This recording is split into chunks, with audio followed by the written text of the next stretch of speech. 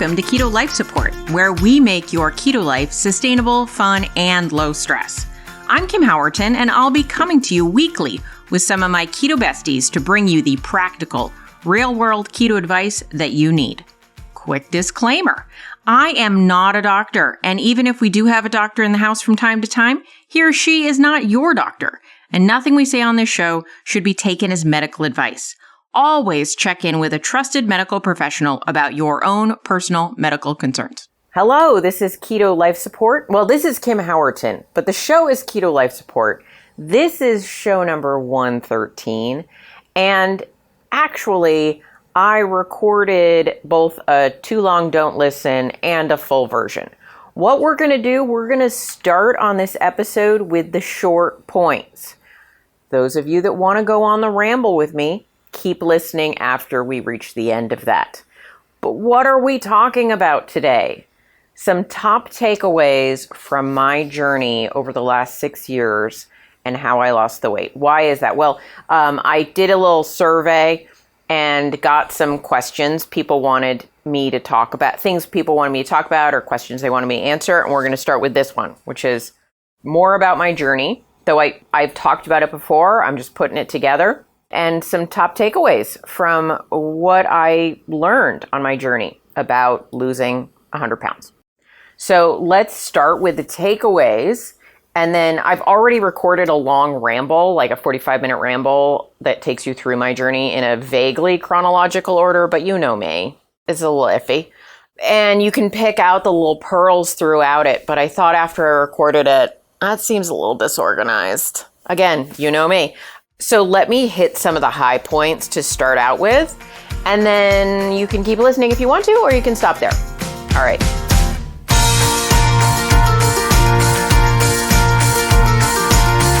So these are not necessarily in order, of course, because why would they be, of the chronology, but the top things that I mentioned throughout my ramble. The first thing I want to say is that you need to use your weight loss journey holistically.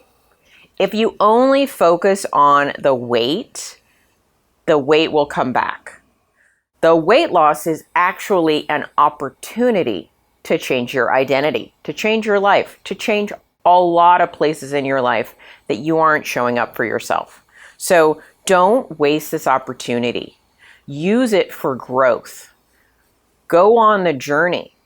Expand who you are, how you function in the world. Be a better person for it, not just a smaller person. Do the work. Do the work to learn habit change, identity change. Be a better person at the end of it. And it's not that you're better because you're smaller. It's that you're better because you learned about things like boundaries and self-control and all of those important things that will make the difference between losing some weight and changing your life. Number 2, boundaries. They can shift over time. So maybe you need a tight boundary, like a very small, maybe you're like, I eat meat. You have a very small boundary. Is it meat? Yes, no, eat, not eat, right? And over time, those boundaries can move. And I'm talking about like food boundaries. I think it's best to start with food boundaries and then expand to include other things, right? In your how you eat, when you eat, how you deal with food. But you can learn boundaries here. But your boundaries may shift over time. Like once upon a time, my boundary was that I don't eat anything that's off this kind of mental list of foods that were okay I had. And then over time that changed. But it was always an intentional boundary change, not a leaping over the boundary wall. You can move your boundaries intentionally. You don't break them or defy them. You, as an adult, shift them. By the way, not one of the things I wrote down, but what I said earlier about don't waste this opportunity, it's called adulting, or it kind of was for me. It was a real change from an orientation to one of in control of my life adult. So it's crazy, but true. All right. So are we on 3? I think we're on 3. Know how many rounds you can afford. What do I mean by that? Well, I knew going into this past 6 years when I was like first started keto, I didn't have a lot of rounds in me. What does that mean? I knew that if I lost, regained, there weren't that many. I wasn't going to go around that many times. So it held me very tightly to sticking it out and staying the course. And even if there were slips and slides, there wasn't a complete fall or a complete circle, right? There are obviously times I'm going to like twist my ankle on the road, but I'm not going to like jump off the road. I don't have a good analogy there, but know how many times you can afford to do this. And for most of you, I'm going to guess you can't afford that many more. And what do I mean by afford? You know what I mean. Like for me, it was really mental. I knew I didn't have it in me mentally to do this many times. But for some of you, maybe you have advanced health conditions like type 2 diabetes, and you're just getting sicker and sicker, and you can't afford to keep doing this. You can't afford to go back to the beginning and start over again. And when you know you can't afford to go back to the beginning, you know you can't stop. You can slow down, but you can't stop. So know that. Know how many rounds you can afford. It'll help keep you on it. I think this is 4. Focus on the 3 F's. Form, function, and feeling. How are you looking? How are you feeling? And how are you working? How is your body looking? Is one thing, but it's only one of the things. How are you functioning? One, is your life working, right? If this is very disruptive to your life, that's something to consider. But also, like, how are you working? How is your body functioning? Are your body functions improving? And how are you feeling, both mentally and physically? All of these, mental and physical. But I always think it's form, it's function, and it's feeling. It's all of those. It can't just be one. Number 5, make sure you know your approach meets your nutritional needs. This is not a short-term thing. It's not a cleanse. It's not a fasting might be incorporated in or whatever, but you can't just not eat for the rest of your life. Your eating approach has to be appropriate for your nutritional needs. So don't just listen to other people. Learn what your personal nutritional needs are. Specifically, this one was about protein for me, but it can also be about micronutrients. And you don't have to overcomplicate it, but make sure that you're thinking beyond just the weight on the scale and including that you need to, meet your nutritional needs. 6, know you can't live in restriction forever. Life is not a diet. You need to practice the experience of not losing weight. Intentionally, not just accidentally, right? Involuntary maintenance, not what we're going for here. That's when you're trying to lose weight, but you're not losing weight. And so you're stalled is the answer. If your only time that you're not losing weight is when you're trying to lose weight and you're not losing weight and it's a stall, rather than, hey, I'm not trying to lose weight. I'm eating in a way that I'm not trying to lose weight. But also just wanting to say, not in a time where you're trying to gain weight unintentionally or intentionally, right? This is not, hey, let's binge every once in a while. That's not what I'm talking about. But intentionally say, I'm going to eat an appropriate amount for my body, for my energy levels, for my needs. I'm not trying to lose weight or gain weight. I'm trying to be nourished and taken care of here, and giving my brain and my body a break from this constant treadmill of weight loss. I forget what number I'm on, but what got you here might not get you there. So your approach may shift over time, and that is normal and appropriate. Because who I am now is not who I was 6 years ago. The health of the body I'm in is not the same. There's so many different circumstances. My life is different. My health is different. My weight is different. My relationship with myself is different. All these things will affect the way that I might go about my approach. So the other thing I want to say is you have to listen to your body. But if you can't yet listen to your body, you have to listen to someone you trust to help you get to a place you can listen to your body, right? So work with somebody, a coach or a trusted advisor who's going to help you, or read a book and it makes sense to you. Follow an approach that seems like a good idea until you start to learn to trust your body. Remember the 3 F's, form, function, feeling. Those are the things that go into learning how to listen to your body. If your brain is constantly hijacking you to eat junk food, you can't trust that yet. But one day you will get there where you can listen to the subtler cues in your body. And then when you know it's time for a shift, make a shift, not a jump. I'm not talking about leapfrogging from one approach to another approach. This is not the shiny red ball thing that I talked about in a previous episode where, one day it's keto and the next day it's vegan and the next day it's this and the next day it's that and it's high protein, low protein, this protein, that. It's not jump. It's subtle shifts because you're listening to your body and you're saying, I'm not feeling my best. What subtle shift could I make that would make me feel better? Making that intentional, not panic change. So those are my main takeaways that I got out of talking on this episode. And hopefully you pick up some little tidbits too that I didn't think to take as a takeaway as we go through me talking about my journey. So I hope you either enjoyed what I said so far and you feel complete, in which case, have a great day. If you don't, keep listening and I'll jump into a bit more about my story. So take care. Talk to you soon.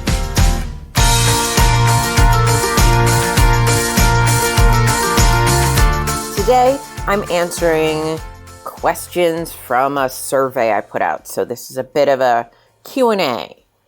So I put out a survey a while ago. If you missed it, no stress. I'll put out another one again in the future where I asked people what their questions were, what they wanted to hear. And I got around 1,000 responses. So this may take a while. No, I'm not going to respond to every single question. Some of them were things that are more in depth than just a single podcast, but I thought I would pepper in some answers to some of these things. It's not just always direct questions either, just general areas that people wanted me to talk about. So yes, I take requests. And one of the things that came up repeatedly in this survey, I got a spreadsheet right in front of me. It's very exciting. I love a good spreadsheet. Is what worked for me? And gosh, I feel like I talk about myself all the time. I always feel a little self-conscious, but I thought I would kind of go into this. People asked on this and I realized not everyone has followed me for my entire journey. What are some of the top things that I think worked for me on my journey of losing 100 pounds? And I also want to say, I did it the way I did it. It's not the only way to do it. I don't think I'm better than other people, except, well, maybe some people, but I think we all think, anyway, I digress. So, could I have done it better? Sure. I mean, in hindsight is always 2020. Are there things I would change if I could go back? Yes, of course. But the comment came in that they would find it helpful to hear from me, my personal journey, what I felt like was most useful. So hopefully this ramble will help some people and enjoy. So let's just talk about my journey. First, I want to set up what my life was like before I went keto, around about 6 years, little over 6 years ago at this point. So I was a mess. All right. I think I was just 40 or just about to be 40. I can't count anymore. I was just about to be 40. Had a really troubled life around my body and food, my relationship with food. I had started binge eating as an elementary school child, had a lot of struggles with my weight, and food, which came first, the chicken or the egg a little bit, but food was my go-to coping mechanism in life. So I really think that, I always like cookies, mind you, but that's kind of normal for kids. But I was pretty aggressive about it. My parents had to hide food so that I wouldn't eat it. Just the cookies and stuff. They didn't hide all the food. But when I was a little kid, I was very aggressive in my cookie seeking. Around about fourth grade, I think, maybe third grade, was when just real serious overeating and in a way that I can very much identify was emotional eating began. And sort of from that point forward, food was always my go-to and a real struggle, and something that I identify it as a food addiction in that by the time I was an adult, it felt uncontrollable, my desire to eat at times, and not hunger-based desire. It wasn't like, I'd restricted all day. I was so hungry and then I ate, in a large amount. It was a constant thought. While I was eating breakfast, I was thinking about lunch. While I was eating lunch, I was thinking about dinner, right? I did a lot of therapy trying to address why I couldn't not, that was a lot of double negatives, that I felt plagued, like I felt besieged by these desires. I pretty much went through the drive-through every afternoon. Either I did like lunch that way, or if I like was good and had like a normal, quote unquote, no, what is normal? I don't know, but like a more appropriate to my mind lunch, then I would do it in the afternoon. So I pretty much ate fast food every day.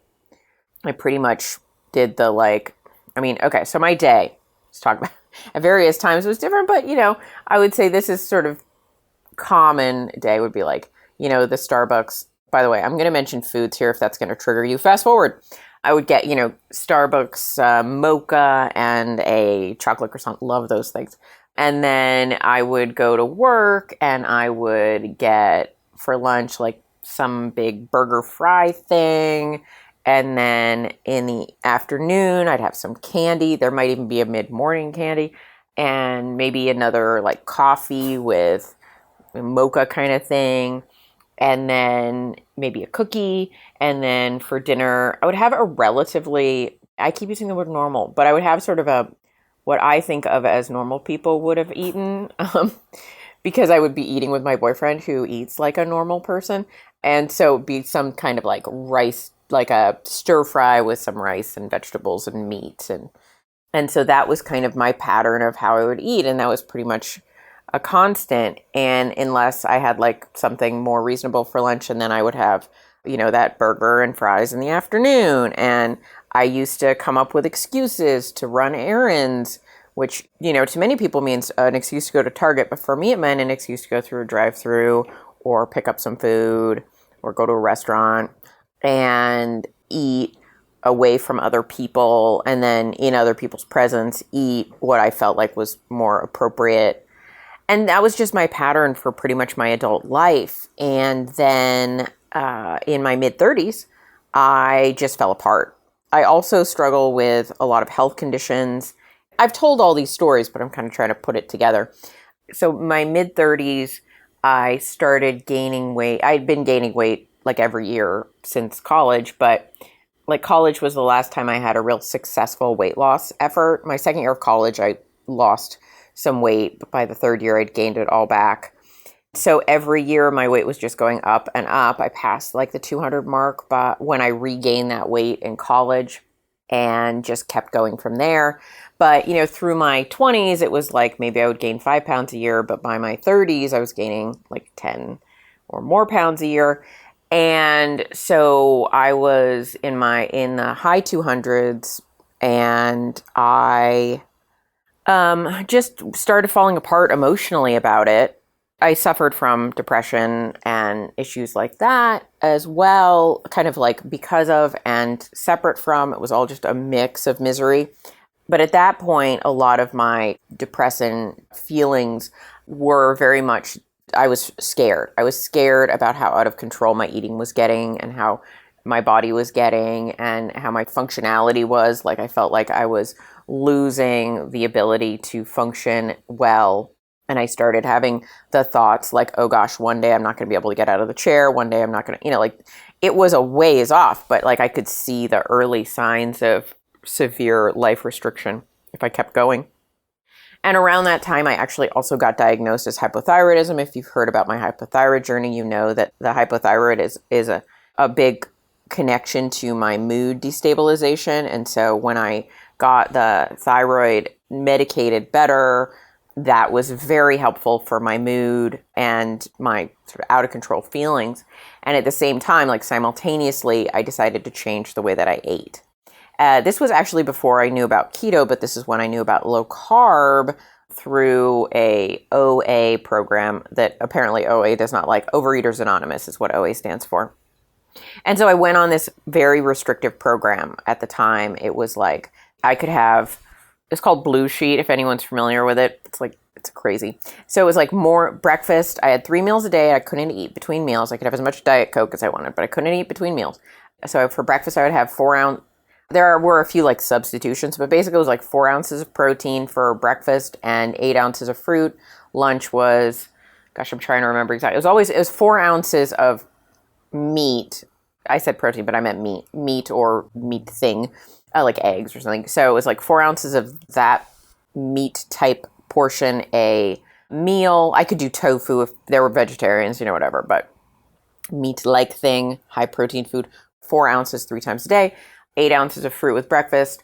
At lunch, it was, I think, 8 ounces of cooked vegetables and 8 ounces of raw vegetables. And then at dinner, it was, I think, 8 ounces of cooked vegetables and 16 ounces of raw vegetables. It was something like that. It was a lot of vegetables. And then I could have like 1 tablespoon of fat at dinner and lunch. And I did. I started losing weight. While that is more carbs, certainly, than a keto diet, I calculated it once, and it's around, 75 to 100 grams of carbs, depending on what sources of carbs you chose for your vegetables. So no starchy carbs were allowed. It was all, leafy type carbs, although you could have a few higher carb things like, eggplant or things like that would add up, at, a pound in a meal, and then the fruit for breakfast. So you can see it's not a keto diet, but it certainly is a low carb diet.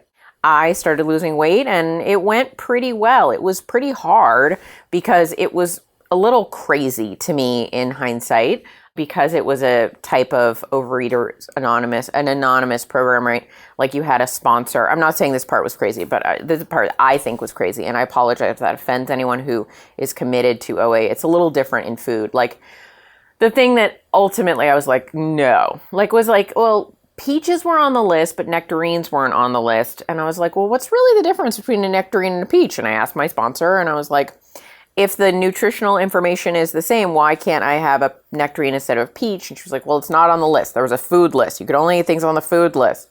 And I was like, but I don't understand. Maybe they just didn't think of it. And then, no, you follow the food list. And that always rubbed me the wrong way. But, I stuck with it for a while.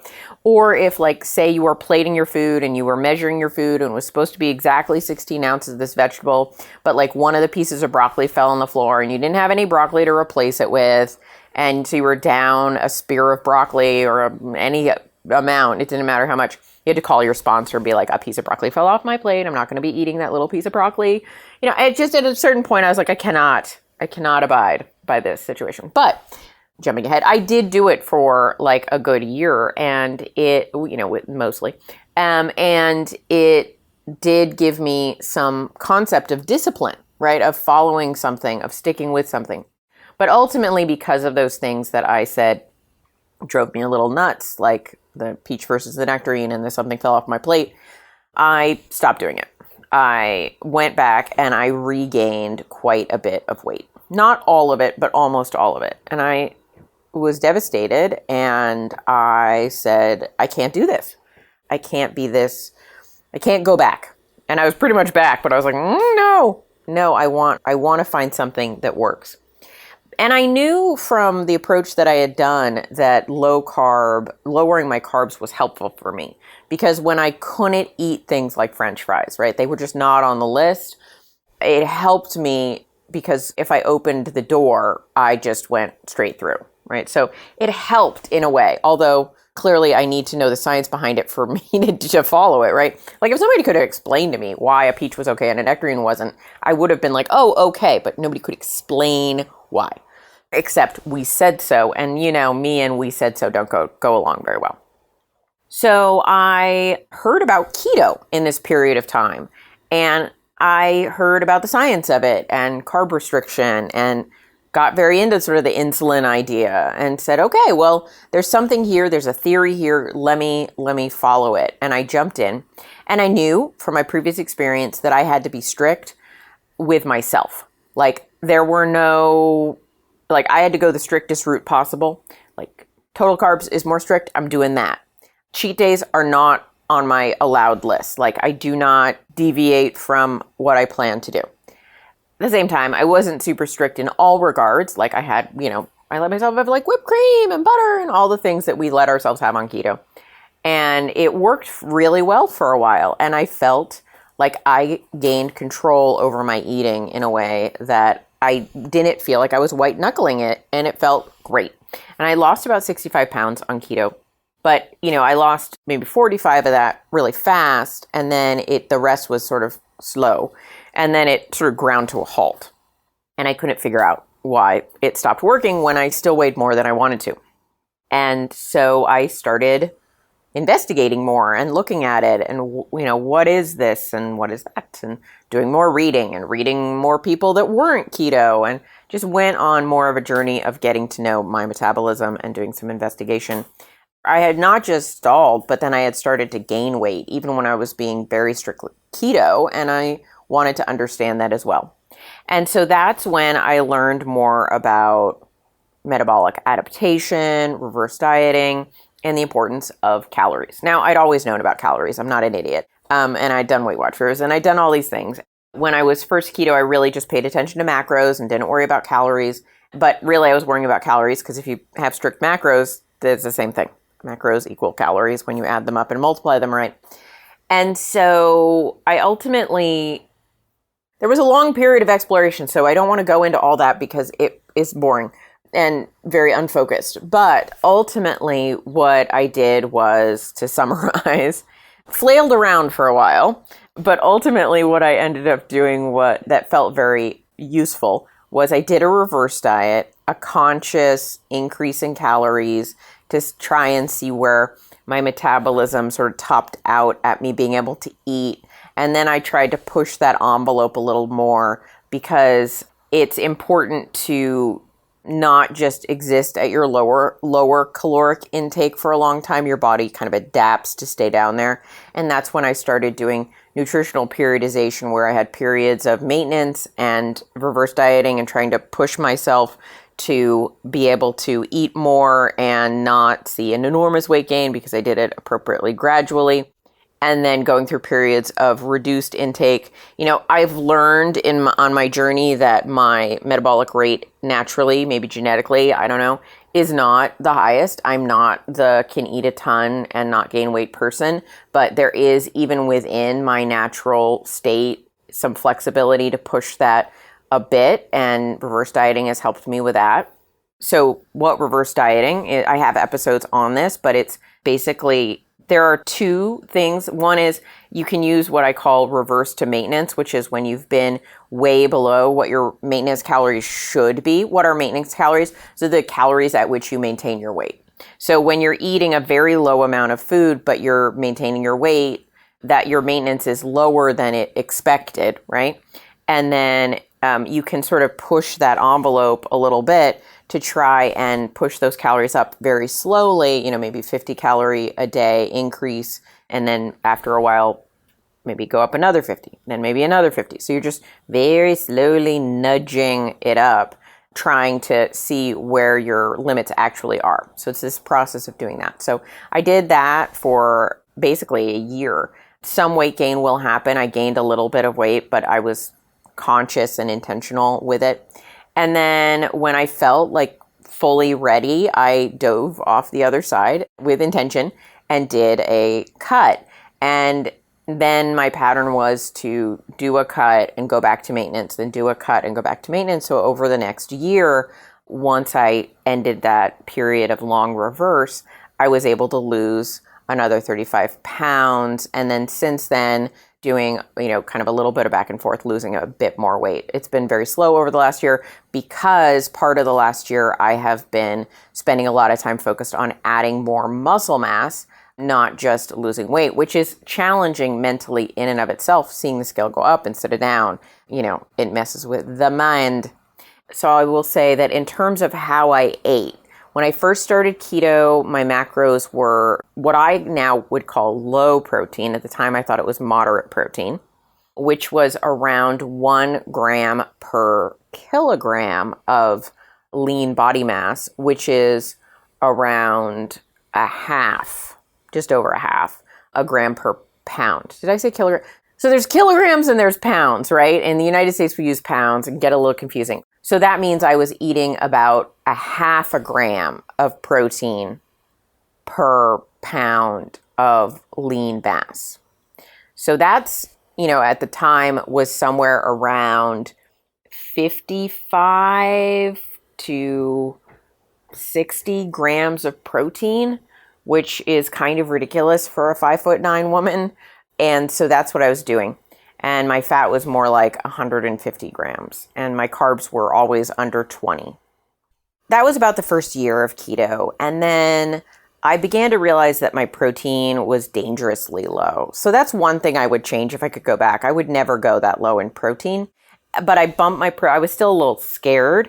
And I bumped my protein up to about 88 grams of protein, which at this time is still ridiculously low in my mind, but was better than the 55. And so I did then that for about another year. And then when I was stalled, I tried a bunch of things. I tried carnivore. I tried lowering my fat. I actually followed for a while, very short while, Ted Naiman's 3-to-1, which is like I was eating 165 grams of protein, 55 grams of fat, 20-ish grams of carbs. And at the time, that didn't yield results. I did it for about 3 weeks, didn't yield great results, and I felt awful. And so I jumped off that. And what's ironic is that's about the way that I eat now.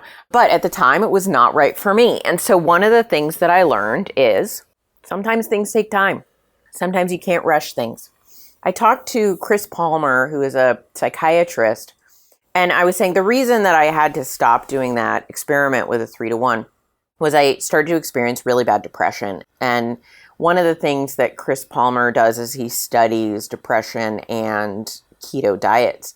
And he was saying that when we were talking that it made some sense that having enough fat in your diet can be very helpful neurologically if you're having depression issues. And then jumping ahead, I know I'm bad at chronology, the fact that I don't need that high of fat now, he's actually seen that sometimes there's a therapeutic use of a little more fat in the diet that might go away later. So things can change over time. But, one of the things I really learned on my journey was having to listen to my body. Like, it didn't matter if what I was doing was supposed to work. If I felt like hot garbage, my life wasn't going to work. And nothing is more important than my mental health. Nothing. Because if I'm not mentally healthy, I'm not going to be physically healthy. I would rather be chubby and sane than the opposite. And so I had to prioritize how I felt. So I always look at how do I feel, how am I functioning, and how's my form? Like, those all matter. Form being like the way my body looks and how it works, and feelings being like my emotional feelings and my mental state, and function. Is my life working? Is my body working? Is everything working? So all three of those matter, not just one. And so when I was in that stall period trying all the things, trying carnivore, I did lose initially some serious weight on carnivore, and then it all kind of came back on. And I think part of that was maybe just a lot of fluctuating body water at the time. But I do actually think my carnivore experience, I ended up doing sort of with a few breaks, like about 6 months. I think that was very crucial to healing some gut issues I was having. I was having some serious issues absorbing some vitamins and minerals. And after my carnivore period, those issues improved. So I do think there was some serious healing going on in my carnivore period, if not the kind of weight gain I was hoping for. So the thing that I would like to point out here, gosh, I'm so sorry, this is such a ramble, isn't it? Is that it's important to go on the journey for you and pay attention to your body, not just, well, it worked for them or it should work for other people. So I started very, what was at the time the way to keto, which was very low protein, very high fat, transitioned to a little better protein, but still, I would say barely touching moderate, and fairly high fat. And then from there, went on an exploration where I tried carnivore, ketovore, 3-to-1, very, very high protein, very low fat in my mind at the time. And then ultimately said, hey, I actually think I need to start tracking calories and paying attention to eating enough for a while, getting my mind a little saner. Also part of my reverse diet experience was the first time in my life I was like, I'm not trying to lose weight right now, right? And by doing that, working on sleep, working on some movement, just taking a time out to be a healthy person eating well. I was keto, the whole time I was reverse dieting, focusing on a lot of like good protein, really bumped my protein up a lot. Started eating more than 100 grams of protein and up from there.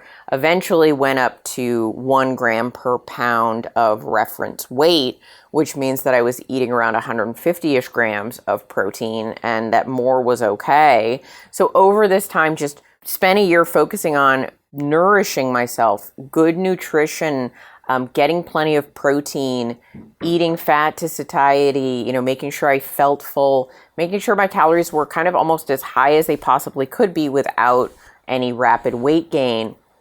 And then from there, making a conscious decision to cut my calories down from fat and also give myself a little more wiggle room in terms of eating some more non-starchy, non-sugar carbs. So I stopped worrying about being under 20 grams of carbs and let myself just have as many leafy greens, carbs from yogurt, all that kind of stuff. If it was within a range of types of foods, I wasn't going to worry about my carb count if it was 30, 40, 50, even 60, as long as it wasn't from donuts and potatoes and French fries and that kind of thing.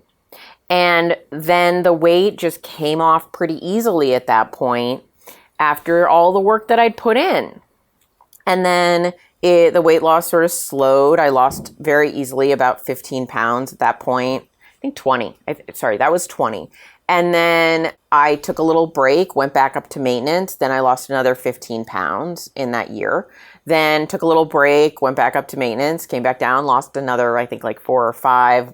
At which point I decided, hey, more than fat loss right now, I would like to concentrate on some muscle gain. And from there, transitioned my focus to gaining some muscle, working out in the gym.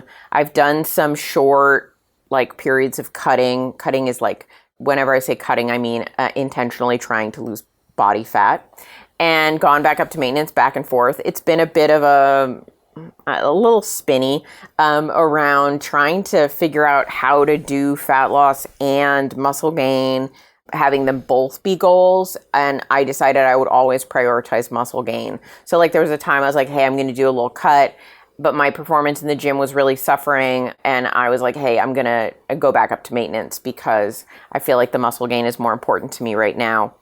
Part of the reason I'm prioritizing the muscle gain now, even though maybe I would like to lose another 10 or so pounds of body fat, is that I know this is a little easier the younger you are. Not that it's ever too late, and I'm not that young.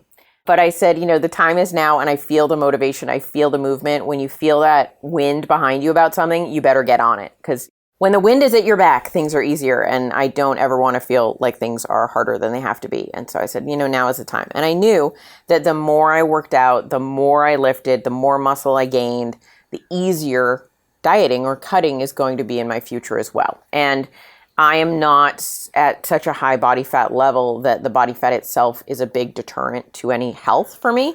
I'm more in that aesthetic range, right? I feel like I would like the way I looked if I lost a little more body weight, but the weight is not so high that it's causing issues health-wise. And so that's kind of where I've been.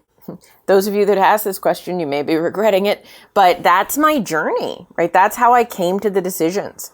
That's how I transitioned from fully keto to more of a low carb, and one of the things I didn't say, but I wanted to say is because of my experience with my metabolic rate and what my calorie intake has to be for me to be able to lose body fat, when I was doing it with less than 20 grams of carbs, I was hungrier at the end. Now, interestingly, once upon a time when I was keto, and I could have a lot of fat, more carbs were not that satiating for me. I didn't find high fiber veggies to help my hunger at all. But over time, I did find them helpful. And so when I went on those cuts after my reverse, one of the reasons that I upped the vegetables quite a bit, besides the fact that I like vegetables, was they helped with my hunger. And so I was not able to feel sane and nourished and not starving in a cut without them. And so that's why, part of why I brought them in, other than just enjoyment. So you've gotta be open to the fact that your body will change or may change, and it may not. But for me, what satiated me 6 years ago is not what satiates me now. When I switched to higher protein, a couple of things you might want to know, just some random details. When I switched to higher protein at one time, I gained like 5 pounds of water weight in a week. I knew it was water weight because it happened in a week, and it was from just some extra protein grams. And it took a couple of weeks for it to fall back off.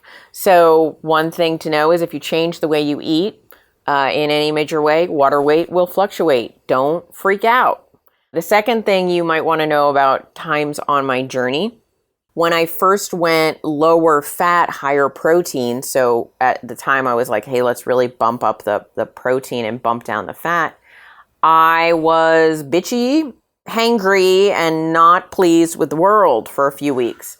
And that is just, I was used to eating higher fat, and fat made me feel yummy and full, and I didn't like this change because I couldn't have my ribeye with all the little yummy little, crispy fat ends and stuff. And I was irritated.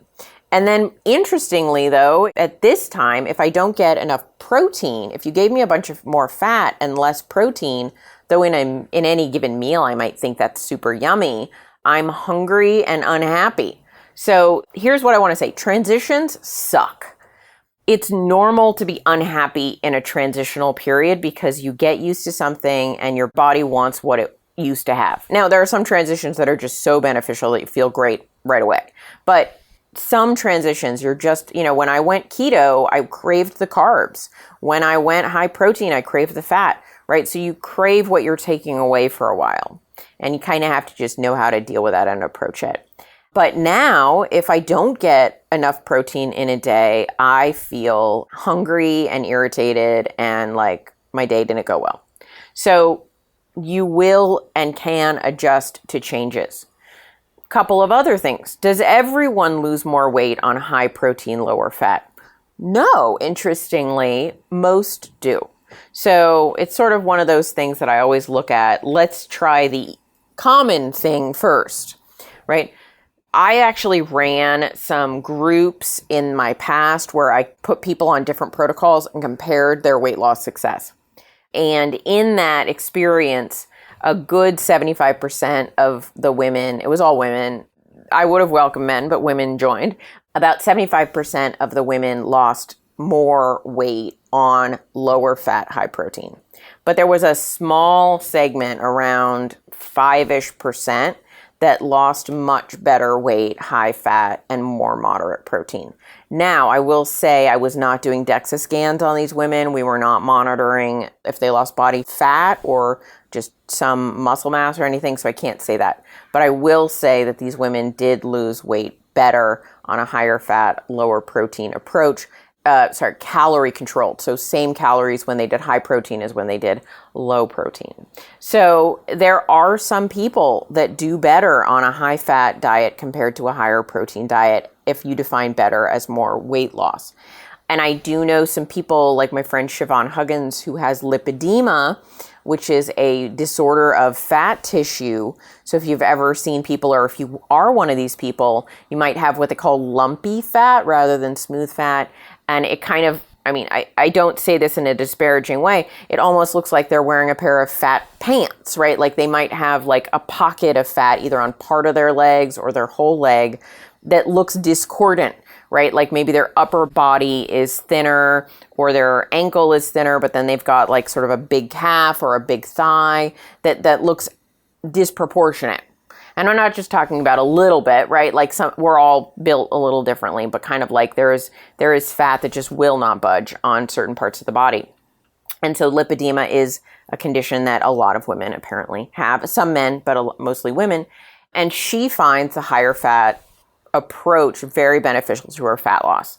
And so I don't want to say it's one size fits all. I will say there are some things that I think benefit most people.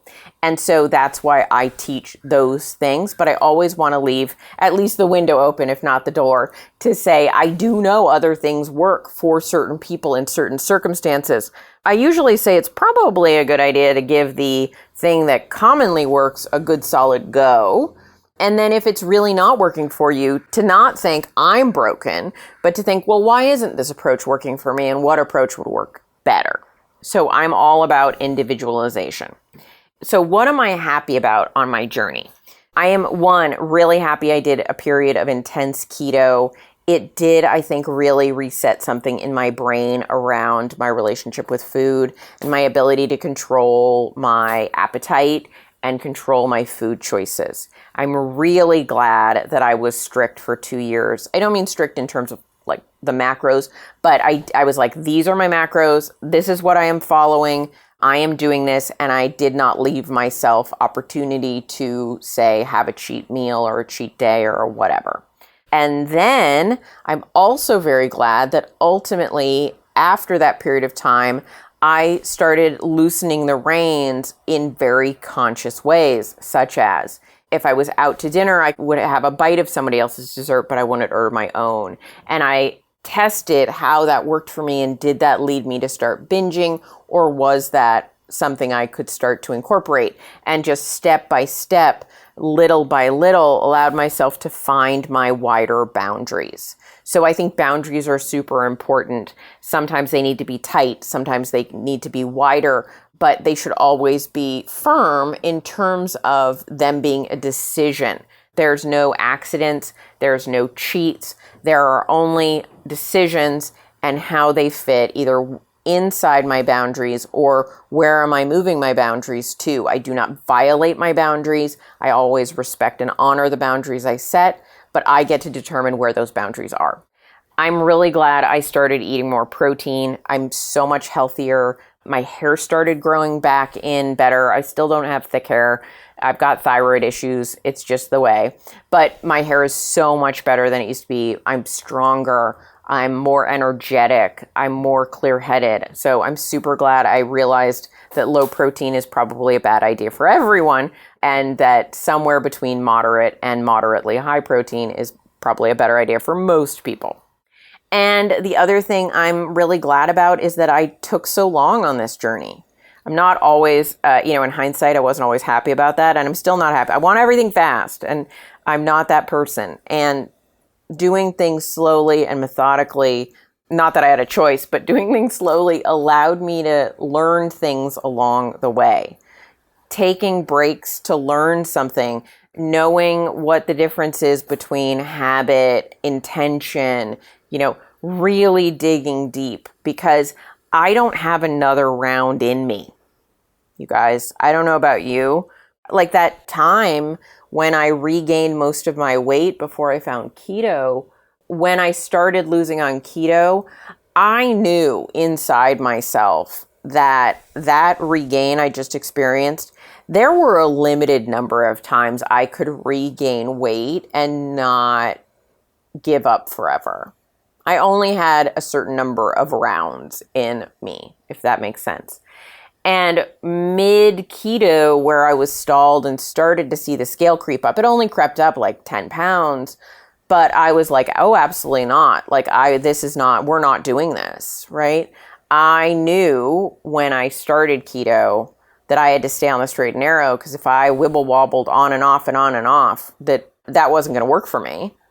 And then as my experience started to see some weight gain, I cut that off right away. Not that I was like, I don't know why I'm gaining weight, but I was like, but I gotta know. I can't just let this keep happening.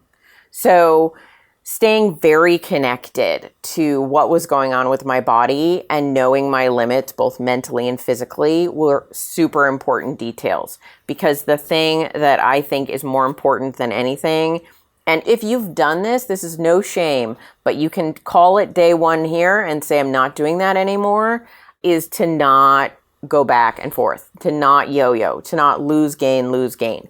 I would rather maintain than lose, gain. You'll end up in a better place metabolically if you just maintain rather than lose, gain, lose, gain. The yo-yo is a no-go. And so knowing when to put the brakes on instead of driving off the cliff is very important. So knowing yourself, having boundaries, honoring your boundaries, and taking the time to realize this is not actually a weight loss journey. This is a you journey. This is a self-improvement journey. This is a learning who you are journey. This is a self-respect journey. Not because you're thinner, but because you learned how to set boundaries in your life and with other people. And if you're not taking full advantage of the life-changing experience you can have while losing weight, then you're leaving money on the table. Pick that money up. Change your life. Change who you are. Change your identity. You will no longer be that person you used to be one day. Make sure that happens. I do not want to be the person I used to be. I love her. I honor her. I respect her. I do not and will not be her. She was unhappy. She was miserable. She didn't really want to live, and I don't want to be her anymore. I want to be the person that is constantly growing and expanding and achieving my goals, even if it's at a snail's pace. All right, guys, that's my lessons and my story. And some of it was definitely repetitive, I'm sure, even, repetitive as I was talking today. I hope you enjoyed it, though. This was a request. If you have more requests, you let me know, and hopefully that's helpful. And I wish you all the best. Talk to you soon. Thank you so much for joining us for this episode of Keto Life Support. Want more information? Want show notes? Want to suggest a topic? Just head over to ketolifesupport.com. That's where all that kind of thing can go on. By the way, I have a request. If you could go to your podcast host and hit subscribe, we would really, really appreciate it. And what would be even more awesome is if you could write a review. And what would be even more awesome than that is if you could write like a really flattering review. Just asking, you do you. All right. So thanks so much for joining us. I'm thrilled that you're part of the Keto fam. Talk to